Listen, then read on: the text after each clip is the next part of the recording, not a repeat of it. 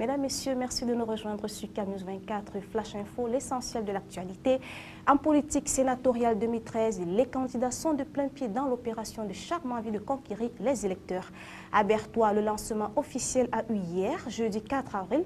À la permanence du parti de la Flamme, le ministre Emmanuel Bondé, président de la commission régionale de la campagne des sénatoriales dans la région de l'Est pour le compte du RDPC, était autour des candidats investis par le parti, les maires y compris, pour définir les rôles des uns et des autres, mais également de peaufiner les stratégies pour une meilleure approche pendant cette campagne électorale.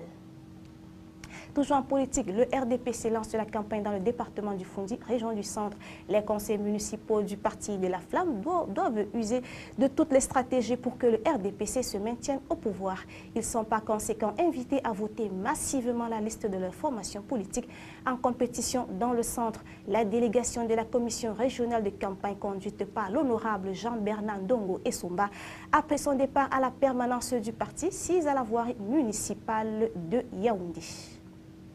Communication gouvernementale, Issa Tiroma Bakari, le ministre de la Communication, revient sur la visite du couple présidentiel en Turquie.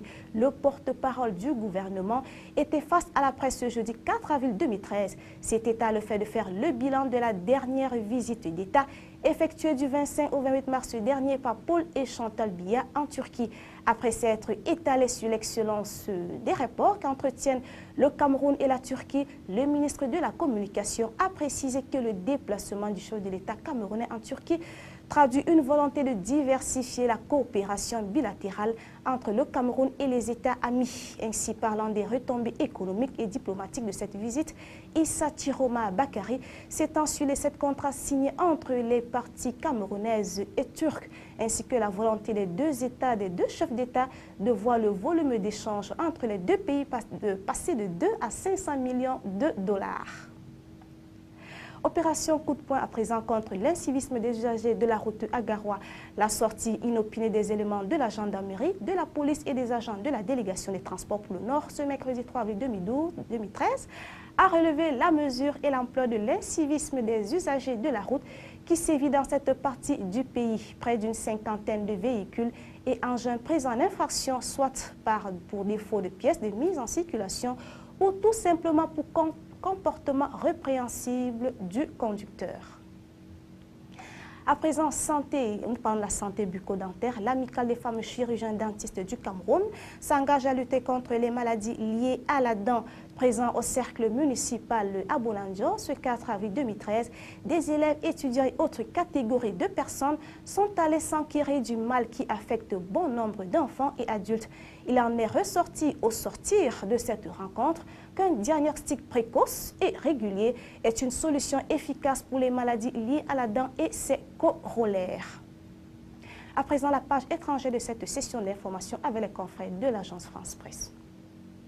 Il n'y aura pas de remaniement ministériel comme le demande l'opposition.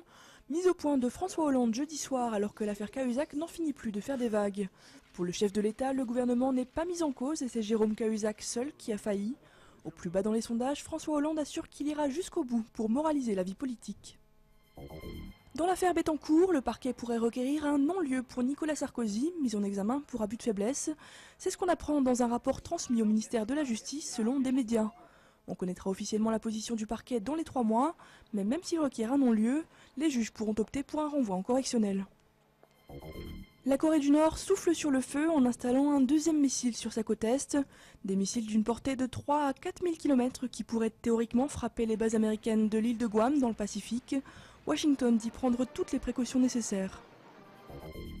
Un nouvel incident à la centrale nucléaire ravagée de Fukushima. Un système de refroidissement s'est arrêté pendant quelques heures, celui de la piscine du réacteur 3, où est stocké du combustible usé. Un incident a priori pas alarmant, mais qui souligne la fragilité des installations. Des ruches pleines d'abeilles, des graminées, des plantes à bulbes et un toit entouré de grands immeubles. Voici la plus grande toiture végétalisée de Paris, 7000 m² au sommet du centre commercial Beaugrenelle, dans le 15e. Quand la verdure aura poussé, tout cela ressemblera à un jardin suspendu. Un lieu interdit au public, mais un paradis pour les insectes et pour les oiseaux. Voilà, mesdames et messieurs, fin de cette édition. Merci à tous de nous avoir suivis. Restez sur Camus 24, les programmes se poursuivent.